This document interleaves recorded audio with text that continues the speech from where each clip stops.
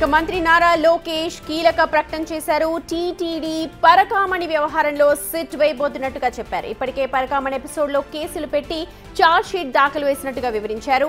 పరకామణి దొంగను అరెస్టు చేయకుండా 41 నోటీసులు ఇచ్చి పంపేశారని చిట్ చాట్లో వెల్లడించారు మంత్రి నారా లోకేష్. అంతేకాదు ఇందులో అనేక వాస్తవాలు బయటకు రావాల్సి ఉంది అని అంటున్నారు లోకేష్.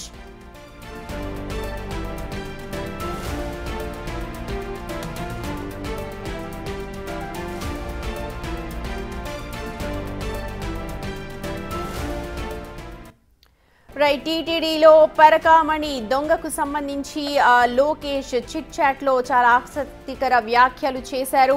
ఈ వ్యవహారంలో సిట్ వేయబోతున్నట్లుగా ఆయన చెప్పారు. ఇప్పటికే ఈ ఎపిసోడ్ లో కేసులు పెట్టి చార్జ్ షీట్ కూడా దాఖలు చేసినట్టుగా వివరించారు. ఇక ఆ అరెస్ట్ అంటే ఆ పరకామణి దొంగను అరెస్ట్ చేయకుండా ఇప్పటికే 41 కింద నోటీసులు ఇచ్చి పంపించేశారని చెప్పి చిట్ చాట్ లో ఆయన మాట్లాడారు. అంతేకాదు వాస్తవాలన్నీ కూడా ప్రజలకు తెలియాల్సిన అవసరం ఉంది అని చెప్తూ ఉన్నారు. ఇదంతా కూడా చిట్ చాట్ లో జరిగిన మాటలు. లోకేష్ ఇప్పుడు టీటీడీ పరకామణికి సంబంధించి మాట్లాడారు. మా ప్రతినిధి శివ ఉన్నారు అప్డేట్స్ అందించడానికి. శివ, పరకామణికి సంబంధించి టీటీడీలో ఎంత దుమారం రేగిందో అందరికీ తెలుసు.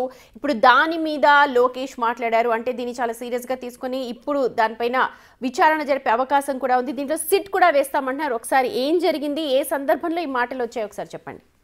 సుమతి, మొత్తం మీద చూసుకుంటే టీటీడీ పరకామణి వ్యవహారంలో తిరుమల తిరుపతి వెంకటేశ్వర స్వామి అంటే కనుక తెలుగు ప్రజలతో పాటు దేశవ్యాప్తంగా ఉన్న ప్రజలకు ఎంతో భక్తి శ్రద్ధలతో కూడుకున్న అంశం.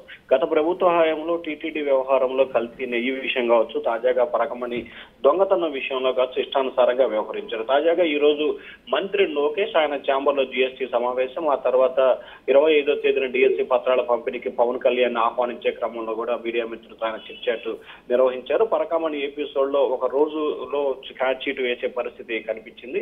ఎందుకు ఒక్క రోజులో ఛార్జ్ షీట్ వేశారో అర్థం కాని పరిస్థితి. అలాగే పరకామణి దొంగను అరెస్ట్ చేయకుండా 41 నోటీస్ ఇచ్చి అప్పట్లో పంపించారు. ఇందులో అనేక వాస్తవాలు బయటకు రావాల్సిన పరిస్థితి కనిపిస్తోంది. ఇది మరొక తిరుమల తిరుపతి దేవస్థానంలో లడ్డు కల్తీ వ్యవహారం అంటే నెయ్యి కల్తీ వ్యవహారం లాగే ఇది కూడా కనిపిస్తా ఉంది. తిరుపతి కల్తీ నెయ్యి వ్యవహారంలో చాలా కీలకమైన ఆధారాలు బయటకు వచ్చాయి. నెయ్యి అని చెబుతూనే పదార్థంలో నెయ్యి లేదని చెప్పి దర్యాప్తులు అంటే సిబిఐ దర్యాప్తులు తేలిందని చెప్పి లోకేష్ చాలా కీలకమైన వ్యాఖ్యలు సమాచారాన్ని ఇచ్చినట్లు కూడా మనం భావించాలి. అంతేకాదు పరకామణి విషయం కావచ్చు, టీటీడీ నెయ్యి విషయం కావచ్చు, ఈ రెండింటితో పాటు తాజాగా మెగా డిఎస్సీకి సంబంధించి అనేక అవాంతరాలు ఎదురైనాయి. దాదాపుగా 106 కేసులు ప్రతిపక్ష పార్టీకి సంబంధించి కావచ్చు, కొంతమంది వ్యక్తులు 106 కేసులు పెట్టి ప్రభుత్వాన్ని ఇబ్బందులు పాలు చేశారు. కానీ వాటన్నిటిని చక్కదిద్ది న్యాయస్థానంలో వాస్తవ పరిస్థితులను వివరించి నియామక పత్రాలు అందజేసేందుకు కూడా సిద్ధమయ్యారు. ఈ నేపథ్యంలోనే తాను పవన్ కళ్యాణ్ ని స్వయంగా వెళ్ళి ఈ కార్యక్రమానికి ఆహ్వానించానని చెప్పి లోకేష్ చెప్పడం జరిగింది. అలాగే పవన్ కళ్యాణ్ కూడా తప్పకుండా వస్తానని చెప్పి హామీ ఇచ్చారు. సెప్టెంబర్ నెలలో విద్యార్థుల అడ్మిషన్లపై స్పష్టత వస్తుంది. తల్లికి వందనంతో పాటు 3 నెలల్లో అన్ని బకాయిల్ని చెల్లించేందుకు ప్రభుత్వం సిద్ధంగా ఉందని చెప్పారు. క్వాంటమ్ కంప్యూటర్ జనవరిలో వచ్చేస్తుంది. భవనం అందుబాటులోకి వచ్చేందుకు బిట్ సేవలు ఉంటాయని చెప్పి కూడా మరొక కీలకమైన వ్యాఖ్యలు చేశారు. సో ఓవరాల్ గా చూసుకుంటే ఆయన మీడియాతో అసెంబ్లీ సమావేశాల నేపథ్యంలో మీడియాతో మాట్లాడుతూ 4 అంశాలని ఆయన కీలకమైన వ్యాఖ్యలు చేశారు. 1 తిరుపతి ఈ విషయం కావచ్చు, 2 పరకామణి, 3 డిఎస్సీకి సంబంధించి, 4 క్వాంటమ్ అలాగే తల్లికి వందనం పథకం మీద చాలా కీలకమైన వ్యాఖ్యలు చేశారని చెప్పి మనం భావించాలి. Sumati. Right Shiva, thank you.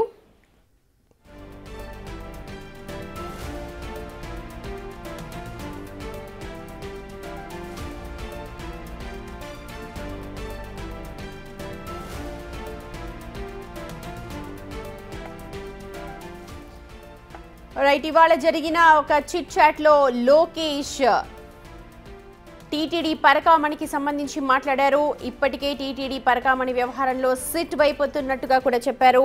ఇక ఈ కేసులో 41A కింద నోటీసులు ఇచ్చి పంపించేశారని, ఇది ఇలా ఎందుకు జరిగింది అంటూ ఆయన ఆలోచిస్తున్నారు. ఇప్పుడు ఈ కేసులో వాస్తవాలన్నీ కూడా ప్రజలకు తెలియాలి అని అంటే సిట్ వేయాల్సిన అవసరం ఉంది అని అన్నారు. అలాగే తిరుపతి కల్తీ నెయ్యి వ్యవహారంలో కూడా కీలక ఆధారాలు బయటకు వస్తున్నాయని లోకేష్ ఆ చిట్ చాట్ లోనే ప్రస్తావించినట్టుగా తెలుస్తోంది.